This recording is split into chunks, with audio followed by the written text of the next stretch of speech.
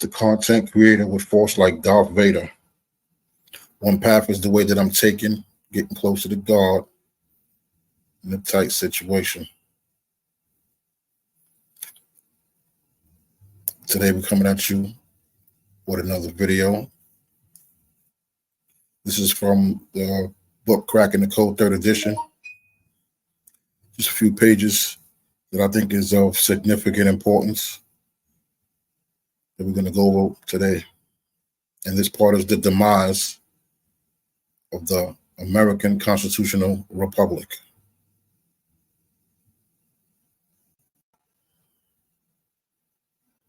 Between 1916 and 1933, both Federal Reserve notes and United States notes were redeemable in gold.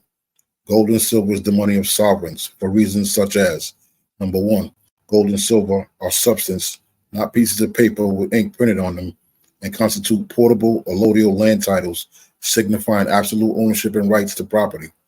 Number two, when a debt is paid with gold and silver coin, it is completed and finalized absolutely. No vestige of the debt remains.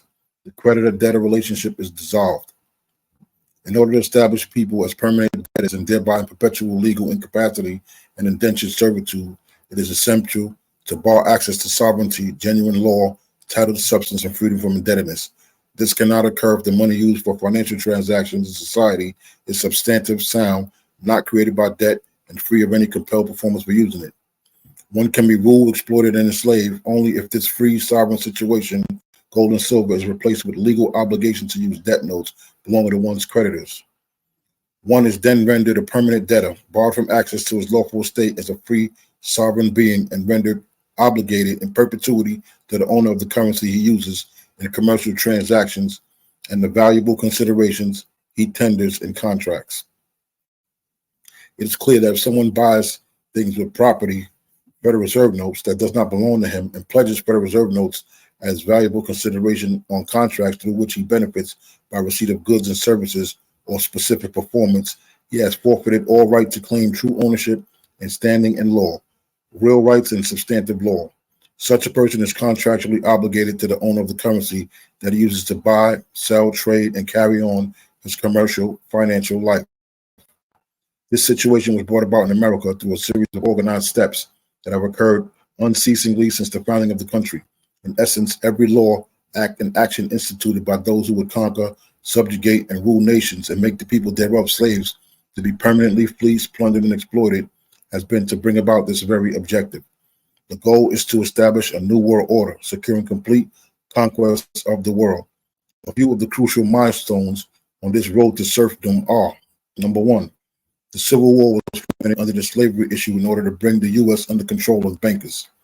Since President Jackson vetoed the renewal of the charter of the Rothschild Second Bank of the United States in 1838, America has had no foreign-owned paper money central bank. America had no foreign-owned paper money central bank. This was an intolerable situation to the bankers, resulting in the Civil War under the pretext of slavery. The real reason for the war was to conquer both North and South, with the victor being Washington, D.C. Once having conquered the free and independent nation states via the Civil War, one then had merely to capture Washington, D.C.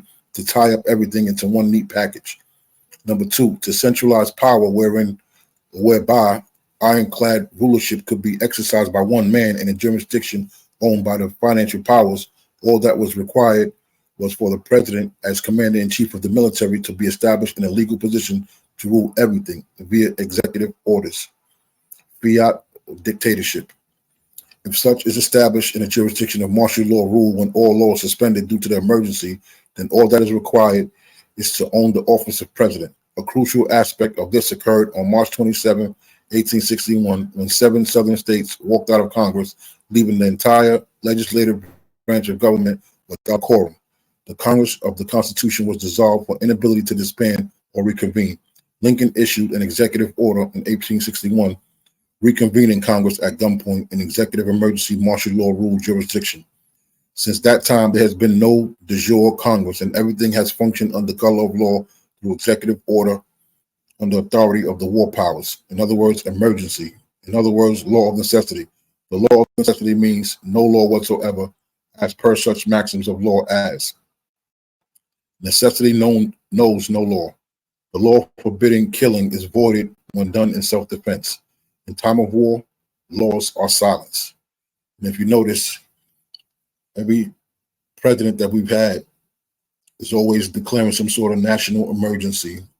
And that's what they will continue to do in order to give themselves exclusive executive powers, where they could put together executive orders, or what they call the law of necessity, or war powers, and basically take the rights of the people where people have no rights.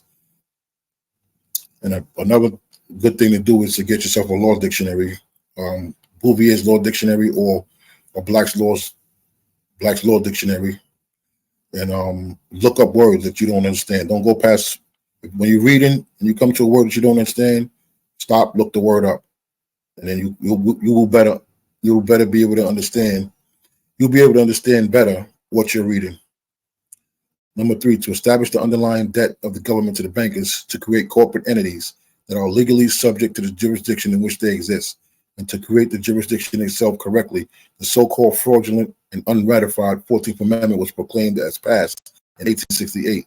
This is a Sesticate Trust Incorporation in a military, private, international, commercial, de facto jurisdiction created by and belonging to the money power, existing within the emergency of the war powers, the only operational jurisdiction since the dissolution of Congress in 1861.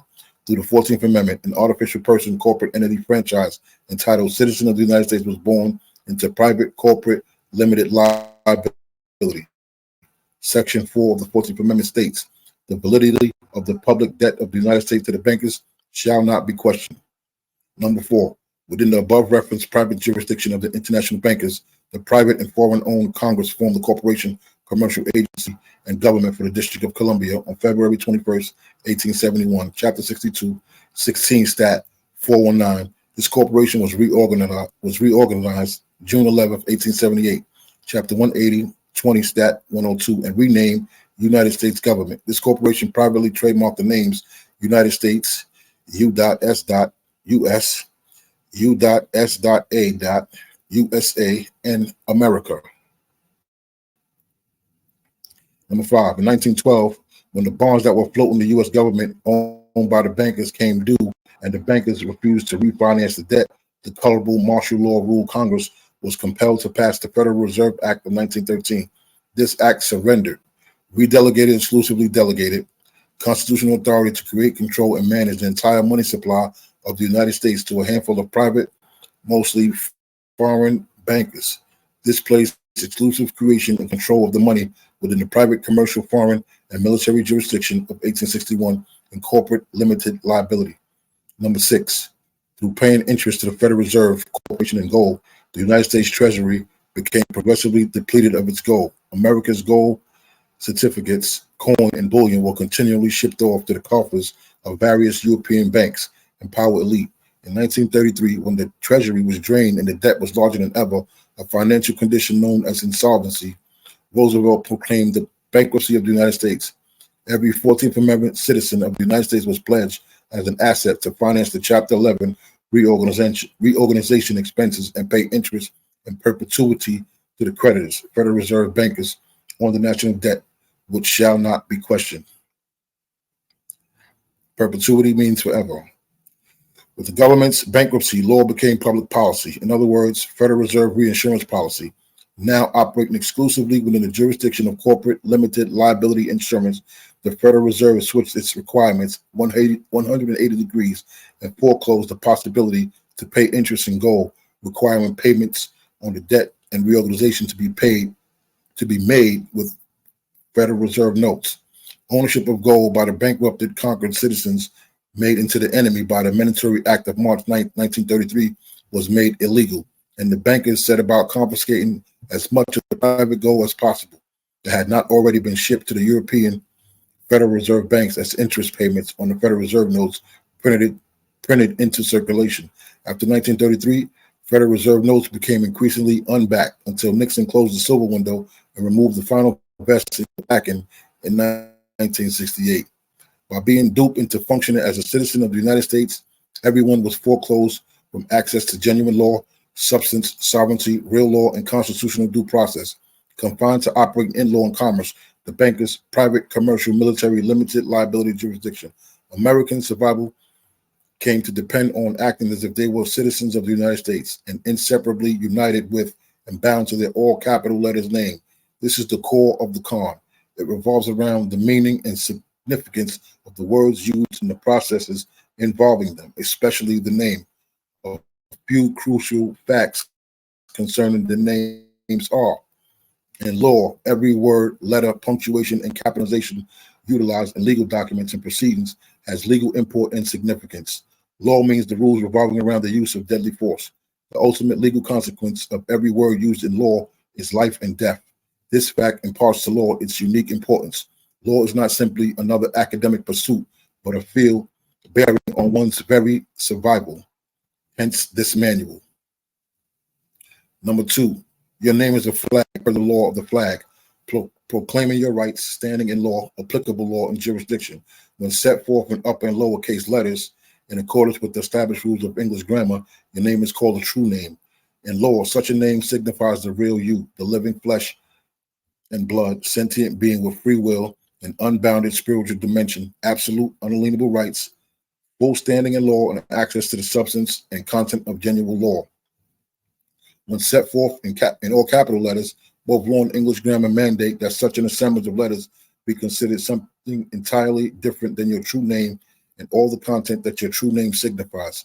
Such deception now comprises the foundational legal device used to control not only America, but the population of the entire world.